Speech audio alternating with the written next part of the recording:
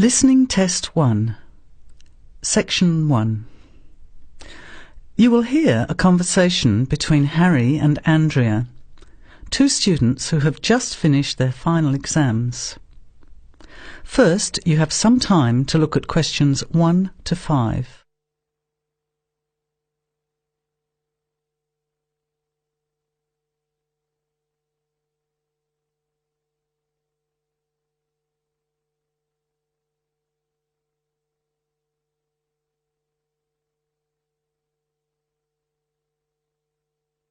Notice that an example has been done for you.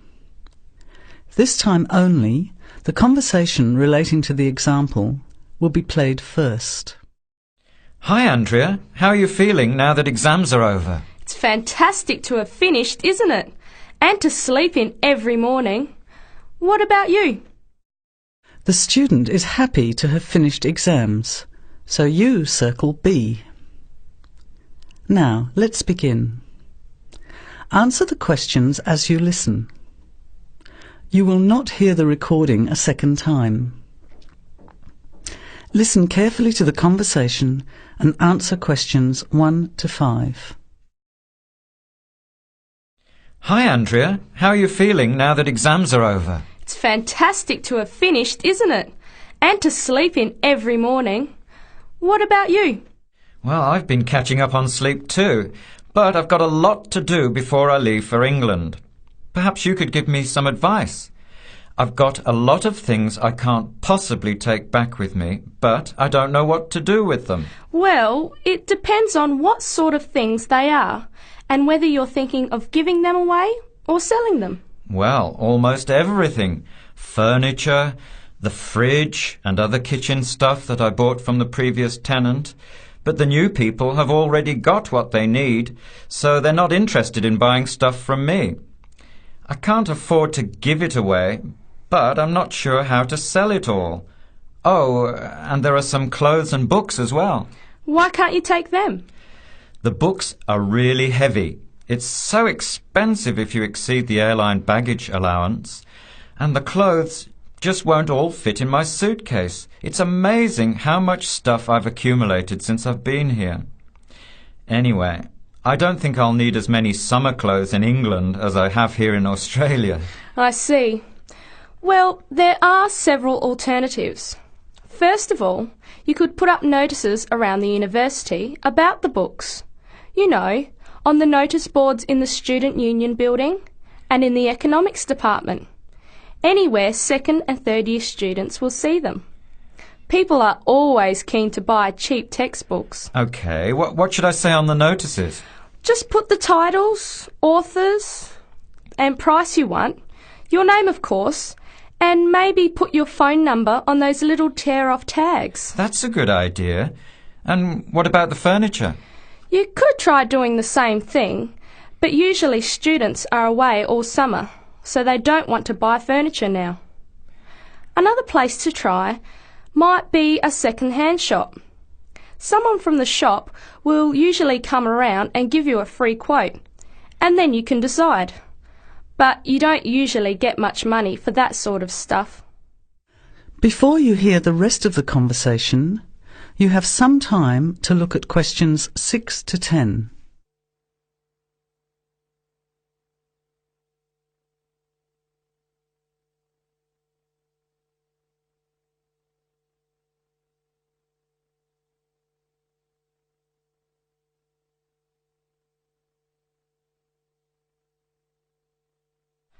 Another alternative is to put an advertisement in the Trading Post.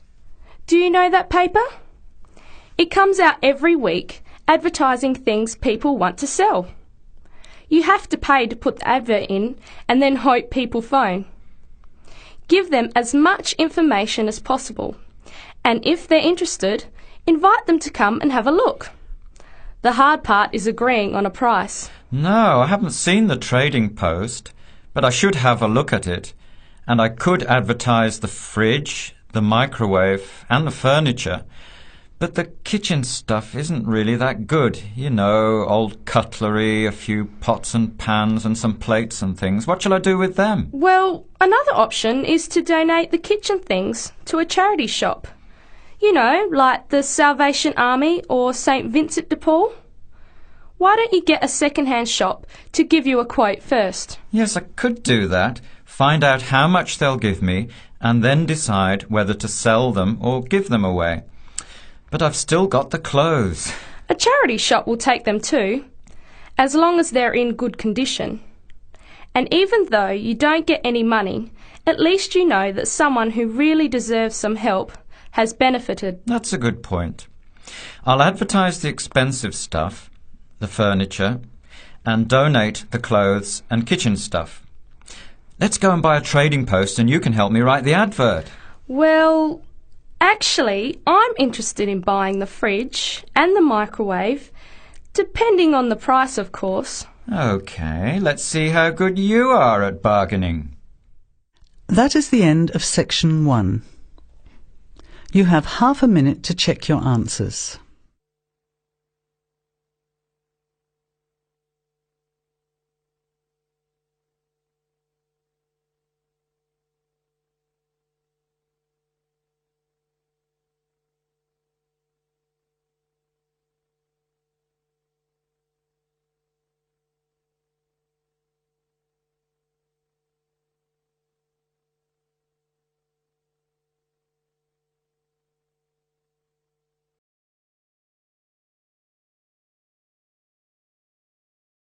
Now, turn to section 2.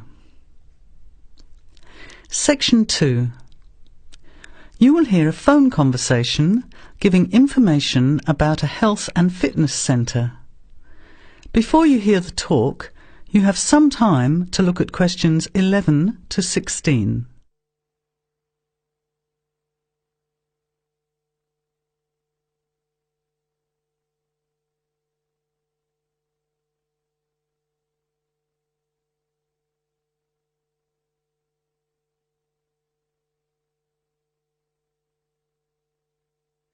Now, listen carefully to the first part of the talk and answer questions 11 to 16.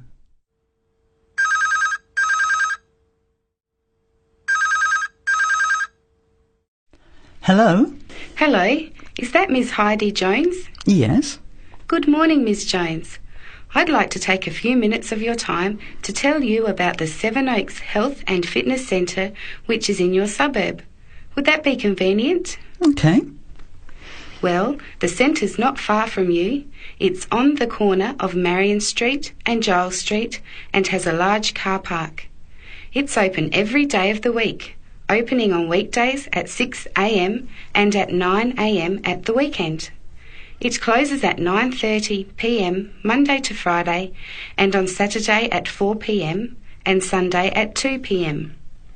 We also have childcare Monday to Saturday from 9 in the morning until midday for a small extra charge, so you can leave your children in safe hands while you attend one of our classes, or perhaps have a swim, or if you just want to relax in the spa and sauna or steam room. Talking of classes, we have a very wide range which are designed to suit all different levels of fitness and individual needs. I mentioned the pool just now. Well, in addition to swimming laps or just relaxing, we also offer aqua aerobic classes, which are 45-minute classes that use the therapeutic effects of water. This provides a very safe and effective exercise and is suitable for all fitness levels, as well as being a lot of fun. Many people who haven't been exercising for a while start in the aqua classes, as do people who need to take care after hospital surgery, for example. These classes are very popular and are scheduled every weekday, Monday to Friday, and on Saturday afternoon and Sunday morning. Another very popular activity in the pool area is learning to swim, and these swimming classes are held at 4 p.m. every weekday and in the mornings at the weekend. By the way, they're open to both adults and children of any age. Before the talk continues, you have some time to look at questions 17 to 20.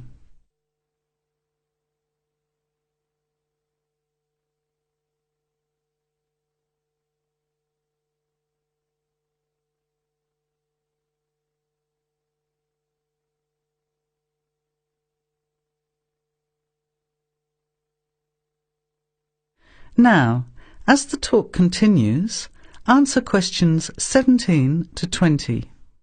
Now, it would take too much of your time to tell you in detail about all our programs, as we have a very wide range of activities at different times. However, I'll just outline some of them. Our super circuit classes are extremely popular, and you get a good aerobic workout while toning your muscles. They're easy to learn, as you combine using hydraulic equipment with exercises guaranteed to give you a good cardio workout. The teachers are very good and there's a fun atmosphere. And the classes are very effective in assisting weight loss, relieving stress, lowering blood pressure and generally increasing fitness.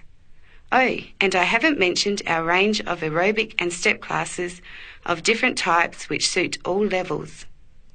Our specially designed aerobics room holds over 55 people, and our highly qualified and trained staff can advise you as to which class might suit you. We are inviting you to a free 1-week trial period when you can come and try any of the classes or activities before you make the decision to join. By the way, there is also a large and very well-equipped gym, where we offer free fitness assessments and you can have an individual program designed just for you. Also, the cardiovascular room has the latest range of machines which help you burn fat, increase your fitness, or just warm up. They're very popular, as you can forget all about the calorie burning by watching your favourite music videos on TV while you exercise. Right now we have a very special new member joining fee offer, which allows 2 memberships for the price of 1, a real bargain. So if you can, bring along a friend who'd like to get fit as well in time for summer. Come along and try us out. You can meet the staff. Try out some of the classes for a week, absolutely free. And then, if you like us, sign up for only $110 each for 6 months. Thanks for taking the time to learn about the centre, and I hope we'll see you there soon, Heidi. I'll put one of our brochures in the mail for you right now. Bye for now. That is the end of section 2. You have half a minute to check your answers.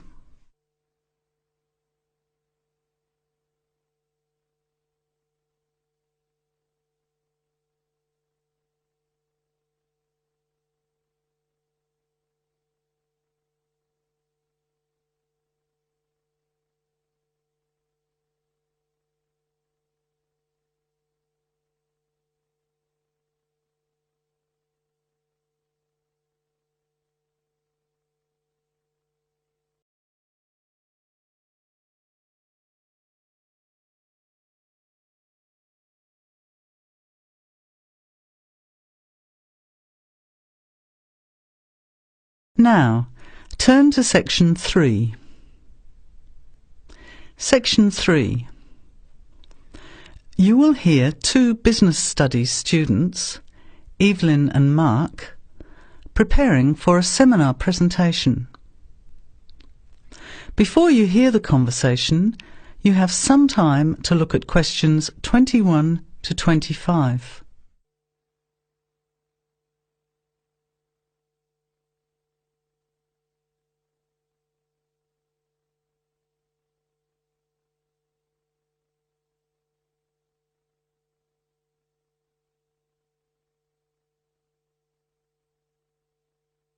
Well, I think the marketing of food would be a good topic. I read a very interesting article the other day about the Canadian food market. I suppose everybody's interested in food, even if it's trying not to eat. Why Canada? I know that's where you come from, But isn't it just all North America, really? No, that's why I thought this article was interesting.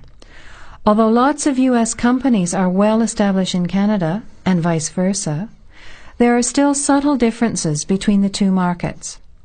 It says here, the Canadian market is definitely not a northern clone of the U.S. I like that. And it says that if you understand these differences, it can have a big impact on successful food marketing. So I know that Canada has a big French-speaking population in Quebec. Is this what they're referring to? Not only French and English speakers, there are many different ethnic groups in Canada. It's really quite multicultural. For example, Toronto has large Asian and Italian populations, and Vancouver's got a large Asian population too. And because Canada's population is small, these groups make quite an impact, introducing new styles of cooking. So you can see lots of unfamiliar vegetables and things in the markets, and new restaurants are opening every day. It's great if you love trying out new foods, as many people do.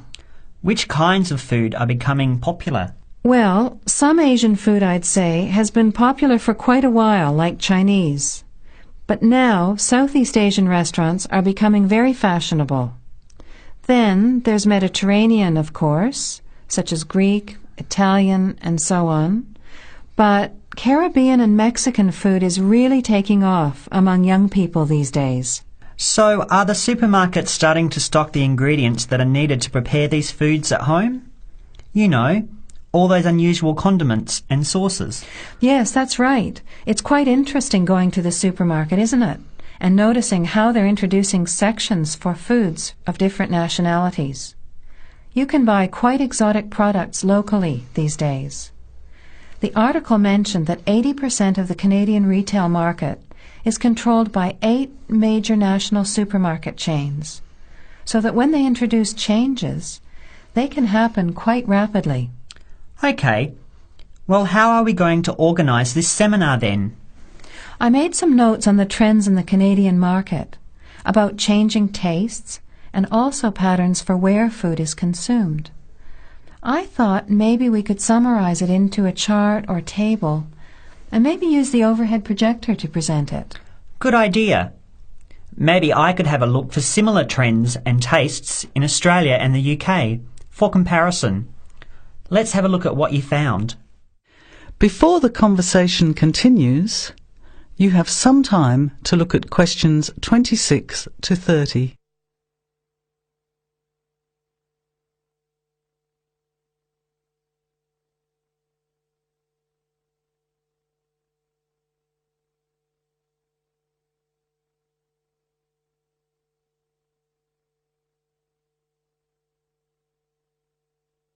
Now, as the conversation continues, answer questions 26 to 30.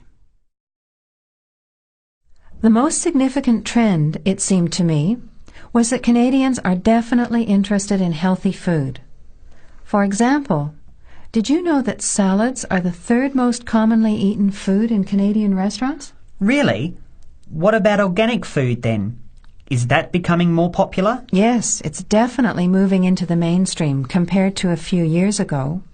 And a recent survey showed that 4 out of 5 shoppers said that they check the fat and nutritional information on the packet when they're deciding what to buy.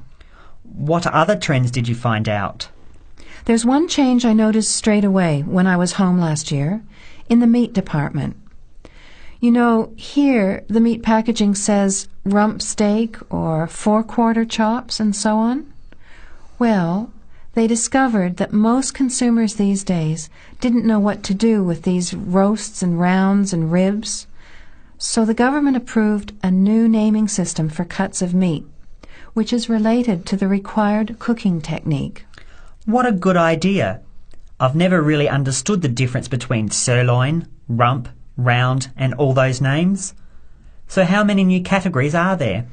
8. There are 3 kinds of steak, for grilling, for marinating, and for simmering. And then there's what they call quick-serve beef, for stir-fries, I suppose. And premium oven roast, pot roast, and stewing beef. It's a great idea, isn't it? I hope it catches on here. I agree. Any other trends that you thought were significant? Well, what's really interesting is what the article called mobile meals. In other words, more and more Canadians are eating meals away from home, but not just eating more junk food. They're projecting a 40% increase in snack food sales over the next 3 years, and the growth is coming from healthy snacks. You know, the ones that have less cholesterol and fat, such as muesli bars, health food bars, and those types of products. Apparently, in the food marketing jargon, they're called nutritious portable foods, which means healthy snacks. The other major trend is that young people are doing more of the food shopping these days, so marketing has to be aimed more at them, as well as more conventionally at the mother. Thanks, Evelyn. I think we'll have an interesting discussion about these trends and the comparisons with other English-speaking countries. I'll see if I can get some information about them to compare with yours, and meet you on Friday to put it together. See you then. Bye. That is the end of section 3. You have half a minute to check your answers.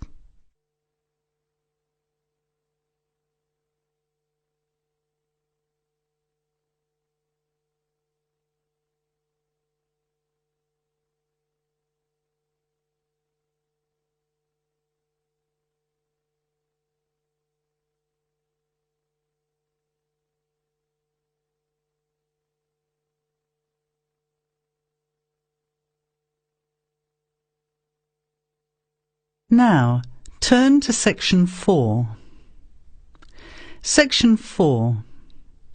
You will hear a talk given by Dr. Miranda James. First, you have some time to look at questions 31 to 35.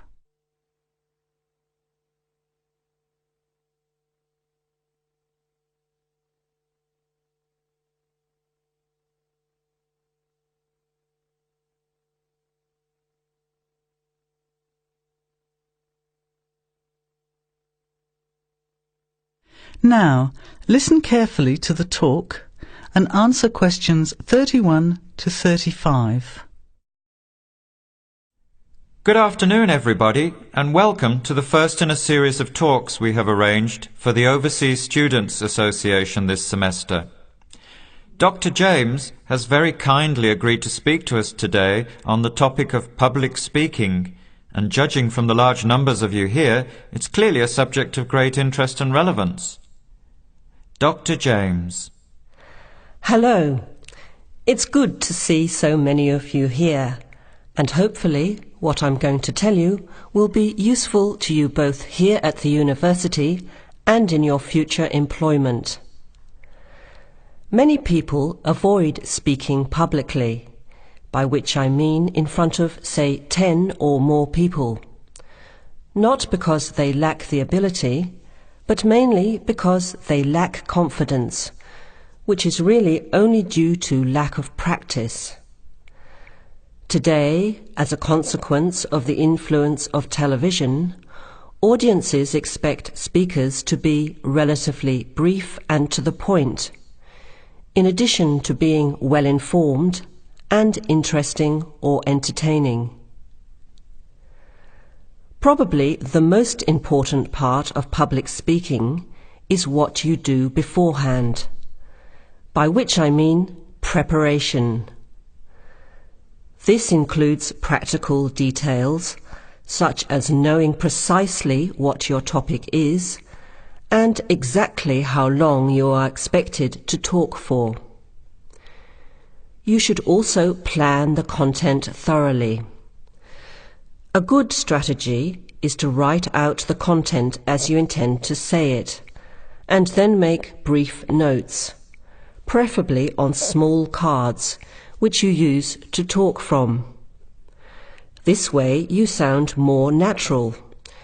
You incorporate pauses while you look at your notes, and you can then look at your audience while you are speaking. Never read your speech without looking at the audience. Eye contact is a very important part of communicating with an audience. So deliberately move your head and look around at your audience.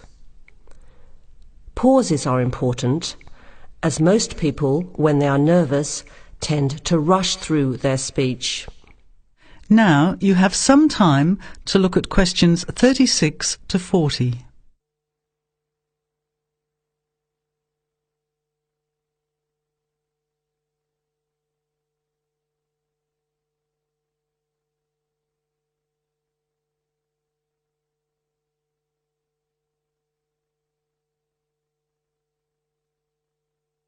Now listen and answer questions 36 to 40. Practice speaking slowly. This gives you more time to pronounce your words correctly. It's always easier for your audience to listen to someone whose speaking is clear and calmly paced, so that they can understand the ideas being explained. And the bigger the group, the more slowly you should speak. Remember to project your voice, speaking clearly to the person furthest away from you. It's a good idea to rehearse and record yourself. Pay attention to your intonation when you listen to yourself. It's even harder if you're speaking in a second language, I would imagine. But there's nothing worse than listening to a flat, monotonous voice. So try to vary your tone and rhythm. This will add meaning to your words. Lastly, pay attention to both your posture and your gestures. A confident person stands or sits in a small group with their head up, chin out, and shoulders back. Try to avoid scratching or fiddling with your hair or beard, or pens, jewellery, and so on. These movements can distract and irritate your audience. Yet you may be unaware of them yourself. Another reason for rehearsing, preferably with feedback from a friend, or better still, on video. I hope these few tips will make your experience of speaking in public a little easier. Remember, practice makes perfect. That is the end of section 4.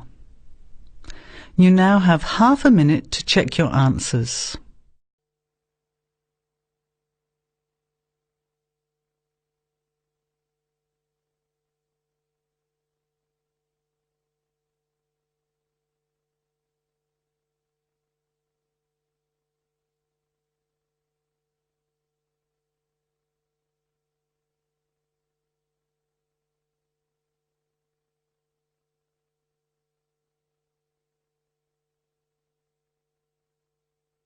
That is the end of the test. Now, check your score, but before you go on to the next listening test, don't forget to look at the section in the book on how to improve your vocabulary and listening skills.